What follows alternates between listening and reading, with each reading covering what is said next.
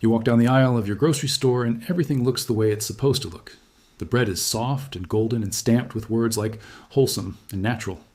The olive oil bottle is dark green and elegant, with a label that shows sun-drenched hills in some Mediterranean country you've never been to. The bottled water promises it came from a glacier or a spring or the depths of some pristine mountain range. The cereal box has a cartoon mascot and a banner that says, "Made with whole grains." The cooking oil says, "Heart healthy" in letters bigger than the ingredient list. And the protein powder promises muscle, recovery, and clean nutrition in every scoop. Every single one of these products was designed, from the color of the label to the placement on the shelf, to make you feel one specific thing: safe, comfortable, confident that what you're about to put into your body or your family's body is exactly what it claims to be. But here's the question. Almost nobody stops to ask while they're standing there with a cart half full and a grocery list half done. What actually happens between the moment an ingredient leaves a farm or a factory and the moment it lands in that package with the pretty label on your kitchen counter? Today we're going to walk through that gap, product by product, because what's hiding in that gap is bigger, stranger, and in some cases more unsettling than most people realize. Let's start with something almost everyone eats without thinking twice: bread. For most of human history, bread was flour, water, salt, and time. That's it. 4 ingredients, a little patience, and you had something that fed civilizations. Walk into a modern grocery store today and pick up a loaf of the soft, pillowy sandwich bread most families buy every week, and you'll find an ingredient list that reads more like a chemistry set than a bakery. Dough conditioners to make the texture uniform, preservatives to keep mold away for weeks instead of days, emulsifiers to keep it soft on a shelf under fluorescent lights instead of in an oven. Some of these compounds are also used in different concentrations in yoga mats and shoe soles, not because bread companies want to hurt you, but because those same chemical properties that make rubber flexible also happen to make bread squishy. Independent lab testing on major commercial bread brands over the years has repeatedly turned up trace amounts of these dough conditioners, along with added sugars and products marketed as savory, and sodium levels far higher than most people would guess from a food that doesn't taste particularly salty. None of this is necessarily going to make you sick tomorrow, but it does mean the soft, comforting loaf on your counter is less fresh from a bakery and more engineered for a 21st century supply chain built to survive trucks, warehouses, and weeks on a shelf, rather than to survive a single afternoon on your kitchen counter the way bread once did. Now think about what most people pour on their salads or drizzle over their pasta, believing they're making the healthy choice: olive oil. Extra virgin olive oil has built one of the most powerful health halos of any product in the grocery store. It's associated with a Mediterranean diet, with heart health, with polyphenols and antioxidants that researchers genuinely have found real benefits in. The problem is that extra virgin olive oil is one of the most commonly adulterated food products on the planet. Multiple independent testing programs run by universities, consumer groups, and food safety researchers across different countries have found that a significant percentage of oils labeled extra virgin on store shelves fail to actually meet the chemical standards required for that label. Some are cut with cheaper refined olive oil. Some are blended with seed oils like sunflower or soybean oil and given a shot of chlorophyll for color. Some are simply olive oil that's been sitting so long or been exposed to so much heat and light that its chemistry no longer resembles anything extra virgin in the first place. The bottle still says extra virgin. The price still reflects extra virgin. But what's actually inside is often a diluted, degraded, or outright mislabeled product that the average shopper has no way of detecting just by looking, smelling, or even tasting it, unless they happen to be a trained sensory panelist. Bottled water might be the single greatest marketing triumph of the last 50 years, because it convinced hundreds of millions of people to pay for something that, in most developed countries, comes essentially free out of a tap. The imagery on the label does a lot of heavy lifting here. Mountains, glaciers, pristine forests. But a substantial share of bottled water sold in stores is, quite simply, filtered municipal tap water, run through a purification process and repackaged in plastic. That alone isn't dangerous. What's more concerning is what multiple independent research groups have found when they've tested bottled water for microplastics. Tiny fragments of plastic, invisible to the naked eye, shed from the very bottle designed to hold the water safely. Some studies have found these microplastic particles in the vast majority of bottled water brands, tested often in higher concentrations than found in tap water from the same region.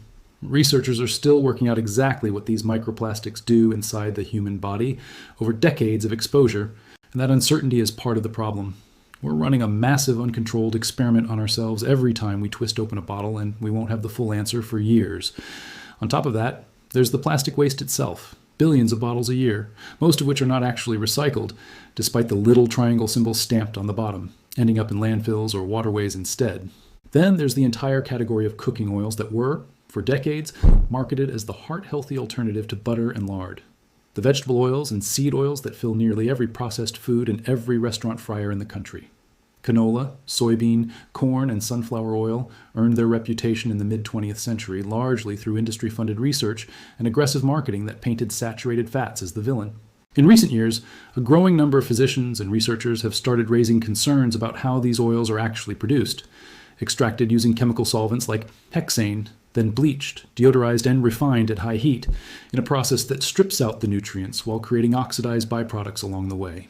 Some of these oils are also extremely high in omega-6 fatty acids relative to omega-3s, and a growing body of research suggests that the modern imbalance between the two, a ratio that's shifted dramatically since these oils became dietary staples in the 1970s and 80s, may be connected to chronic inflammation.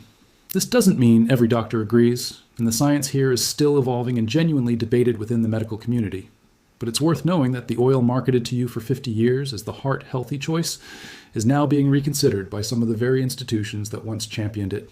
Breakfast cereal deserves its own reckoning, because it might be the most successful sugar delivery product ever disguised as a health food. Walk down the cereal aisle and you'll see banners shouting about whole grains, fiber, vitamins, and heart health, often on boxes aimed directly at children with cartoon characters and bright colors. Strip away the marketing and look at the actual nutrition label, and you'll frequently find that a single serving, and remember, serving sizes on cereal boxes are almost always smaller than what a person actually pours into a bowl, contains as much sugar as a dessert. Some of the most popular children's cereals derive more than a third of their total calories from added sugar.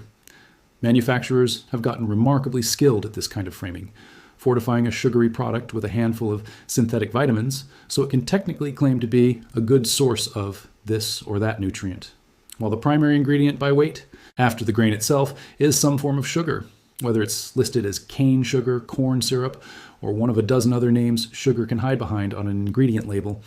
Fast food supply chains are where a lot of these threads come together, because fast food sits at the intersection of speed, cost-cutting, and scale in ways that most home cooking never has to.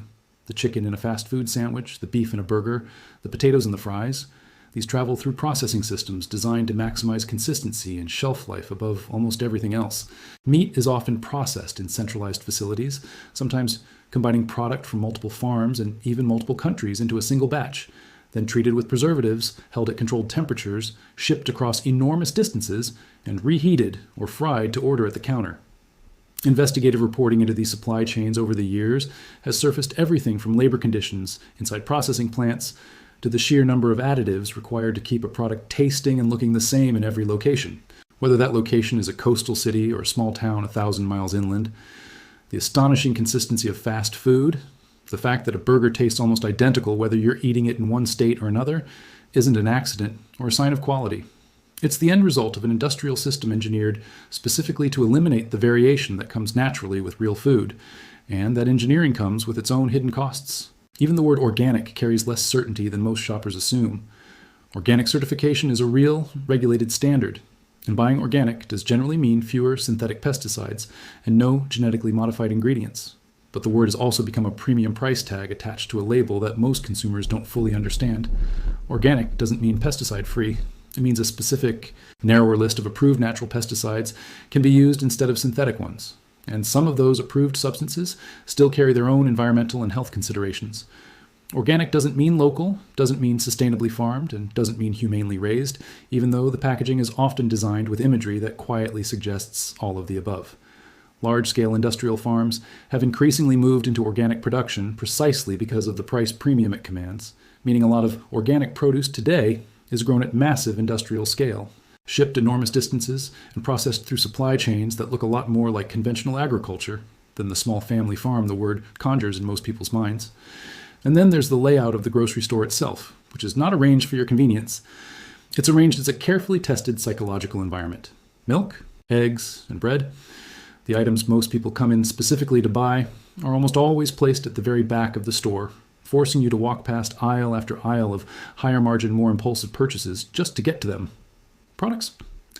Companies pay extra to place at eye level, sometimes called slotting fees, are frequently not the best value or the healthiest option.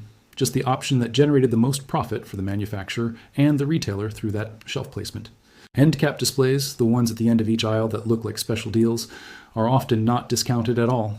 They're prime advertising real estate that brands pay for.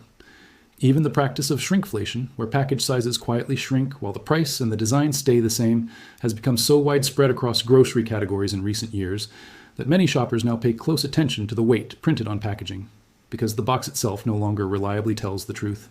Finally, there's protein powder, a product that has exploded from a niche bodybuilding supplement into something that seems to be in half the pantries in the country, marketed toward athletes, dieters, busy parents, and everyone in between.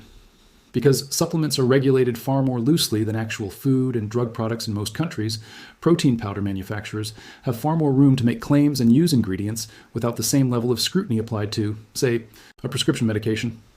Independent lab testing conducted by consumer advocacy organizations over the past several years has repeatedly found heavy metals, including lead, arsenic, cadmium, and mercury, present in a meaningful percentage of protein powders tested, sometimes at levels that exceed recommended safety thresholds, particularly in plant-based powders where the protein source, like rice or pea protein, tends to absorb more heavy metals from the soil it's grown in. Some products have also been found to contain less actual protein than advertised on the label, padded out instead with cheaper fillers, or spiked with amino acids, specifically to trick older, cruder lab tests that measure nitrogen content as a proxy for protein, rather than testing for actual protein directly. So, what do you actually do with all of this? The honest answer is not to panic and empty your pantry into the trash, because fear isn't a strategy, and perfection isn't realistic for anyone living a normal life. The answer is closer to what any good investigator would tell you. Read past the front of the package and into the actual ingredient list and nutrition panel on the back, because that's where the real information lives. Look for third-party testing certifications when they're available, especially on supplements, since those provide independent verification rather than a company's own marketing claims.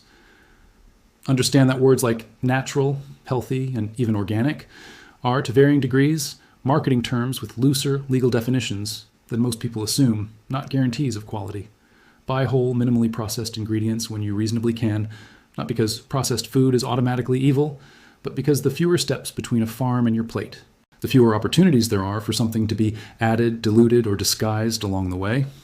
And maybe most importantly, stay a little skeptical of the story a label is trying to tell you, because that story was written by people whose job is to sell you something, not necessarily to protect you. The products on the shelf haven't changed overnight because of anything you just heard. They were always this way.